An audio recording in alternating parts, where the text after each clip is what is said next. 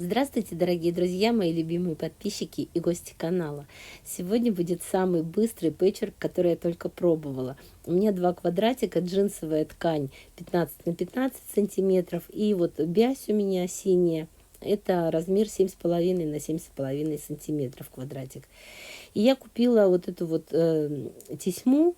Я ее знала как змейка название, но многие очень зрители мне написали, что она называется вьюнок. Ну вот, значит, буду называть вьюнок. Просто, когда я первый раз ее увидела, и мне продавец сказала «змейка», я так и думала «змейка». Еще слышала, что ее зигзаг зовут, тесьма зигзаг. Ну, короче, неважно, как ее зовут. Главное, что я ее использую. А купила я очень дешево. У меня в магазине прям через дорогу 10 рублей метр. То есть я купила где-то около 30 метров разных цветов и отдала всего 300 рублей. Представляете? Для иностранных зрителей я могу сказать, что это меньше $3, чуть меньше $3 получается. Я не знаю, как в ваших городах стоит. Даже у меня в городе, я потом в другом магазине посмотрела, 15 рублей за метр. Но в любом случае недорогая и очень прекрасная получается отделка для моего квадратика. Так как она такая синтетическая, то я вот запаиваю, чтобы она не растрепывалась. И то же самое делаю с тесьмой другого цвета. Обшиваю также этот квадратик. После того, как прошила, нужно отгладить квадратик, потому что тут надо снять напряжение с нити. Так как тесьма от утюга расплавится, глажу с изнаночной стороны. Я сделала таких квадратиков много и разложила в шахматном порядке темные джинсы, светлые джинсы. Самые разные цвета. Какой-то тесьмы, допустим, оранжевый, у меня было всего полметра, в магазине остаточек взяла. Голубой тоже было немного. А вот белый, красный, зеленый и желтый было много. Я прям купила по 4 метра каждый. Теперь сшиваю попарно между собой квадратики темный, светлый. После того, как сшила попарно, сшила их в ряды и сшиваю между собой эти ряды. Смотрю, чтобы у меня шов более-менее совпадал. Я, конечно, стараюсь, чтобы он совпадал, и квадратики у меня были одинаковые все размером, но не все так просто, не всегда он у меня совпадал, хотя я и припуски в разные стороны заглаживала, чтобы не было утолщения сильного, и, старалась, чтобы все было хорошо и красиво. Но по итогу не все получилось прямо идеально, но все равно получилось все красиво. Здесь вот уже после сшивания припуски я разглаживала на две стороны, на разные, чтобы не был толстый шов. И вот так в результате у меня получилось полотно, 4 ряда по 5 квадратиков. Я его убираю в сторонку и буду сшивать между собой полоски. Полоски у меня 6 сантиметров шириной. Сшила между собой.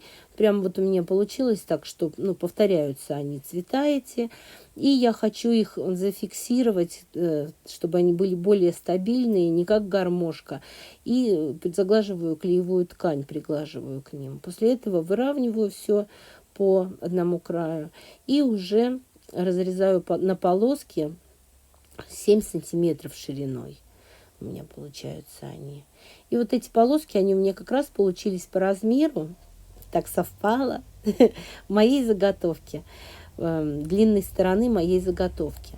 Прикалываю булавочками, чтобы ничего не смещалось, и пришиваю с одной стороны, с противоположной стороны. И то же самое делаю теперь по более короткой стороне. Там у меня остается немножечко вот с двух сторон красные эти полосочки. После того, как я их пришила, я срезаю лишнее. Дальше я выкроила из джинсовой ткани полоски 5 сантиметров шириной, но так как ткань была стрейч, то я ее зафлизелинила, то есть укрепила флизелином тоже. И пришила по всему периметру такие полоски, и уже теперь по сторонам пришиваю опять полоски 7 сантиметров разноцветные. Но не по всем сторонам, а по тем, которые короткие. Здесь мне уже пришлось пришить вот оранжевую вот эту полосочку, не хватало. После этого мне надо простегать. Я сначала вот нижнюю ткань, которая будет снизу, прилепила скотчем бумажным к столу, сверху положила поролон, и после этого скалываю сэндвич из 3 слоев. Свой вот этот верхний слой, поролон и черная ткань, которая снизу у меня будет. После того, как скрепила все булавками, начинала я, кстати, от центра скреплять к краям. Немножечко в песочке у меня заготовка, обтряхну. И несу уже к машинке. Строчить буду, стягать в шов. То есть все квадратики вот эти вот, между всеми квадратиками швы я прострачиваю. Нитки, которые у меня после стежки, я их все выдергиваю наверх, потому что сверху очень много цветов, и их видно не будет, этих узелков. А если на низ их выдергивать, то все эти узелки будут видны. Вот такой лайфхак. Ну, это я тоже когда-то меня научили, и теперь я могу рассказать тем, кто только начинающие. После этого я решила прострочить вот опять этой тесьмой. Я сразу же одновременно ее и пришиваю, и одновременно стягаю вот эту часть ближе к краю, которая своего коврика. Уже тяжеловато ворочать под машинкой все. Тем более у меня тут еще камера стоит со стойкой. Пришиваю прямой строчкой тесьму, и получается, что я и украшаю, и одновременно стягаю. После того, как тесьму пришила, я еще вот здесь вот по краю проложила строчку, чтобы мне уже не волноваться, где мне срезать лишнее. Вот эта строчка, она как бы прижимает ткань со всех сторон к поролону, и я уже спокойно могу обрезать, и мне остается последняя моя задача — пришить кант. Я раньше все время пришивала с передней части и вот так вот назад заворачивала, и там уже вручную пришивала. Но одна моя подписчица в комментариях рассказала, что она пришивает с изнаночной стороны, а потом заворачивает вперед и здесь уже пришивает зигзагом. И сегодня я попробую именно так. Я никогда так не делала, для меня это первый опыт. Ну, попробую. Воспользуюсь ее способом. Я уже пришила, как она рекомендует. И теперь заворачиваю в эту сторону. Решила все-таки прищепочками закрепить, чтобы уже не думать о том, как у меня что будет. Вообще очень удобно это делает, такие прищепочки. Мне очень нравится. Я сначала хотела контрастными нитками пришивать. Думала взять желтые или розовые, чтобы вот зигзаг этот и сверху был контрастный. Но потом решила в первый раз все-таки попробую сделать подходящими нитками по цвету, если накосячу. Но нет, в принципе, приемлемо. Кое-где на изнанке вылезает этот зигзаг на кант, но ничего такого критичного. Мне кажется, нормально. В принципе, рабочий способ. Особенно если нет времени, нормально. Но уголки так поаккуратнее выглядят, когда вручную пришиваешь. Смотрите, общий вид какой получился. Мне очень нравится. Я просто, мне кажется, это отвал башки.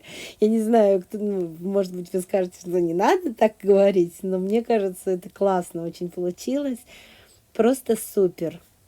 Если сделать квадратики поменьше, то можно сделать сумку очень нарядную в этом стиле. Да, если сделать побольше таких квадратиков, само количество, то можно сшить одеяло очень нарядное в этом стиле. И тоже это получится гораздо быстрее, чем если бы шили как обычно. А здесь получился такой ленивый, очень быстрый пэтчворк. Я рада, что попробовала с этой тесьмой поработать, тем более, что она еще больше рада, что она недорогая. Мне кажется, классно, классно, классно, очень здорово, мне очень нравится. На мой прошлый коврик одна зрительница в комментарии написала, что похож на шоколадку, там была коричневая ткань снизу, это тоже похож на шоколадку. Если вам тоже нравится этот коврик, это видео, ставьте лайк, пишите комментарии. Конечно же, подписывайтесь на мой канал, если еще до сих пор не подписаны. И большое спасибо всем, кто досмотрел до конца.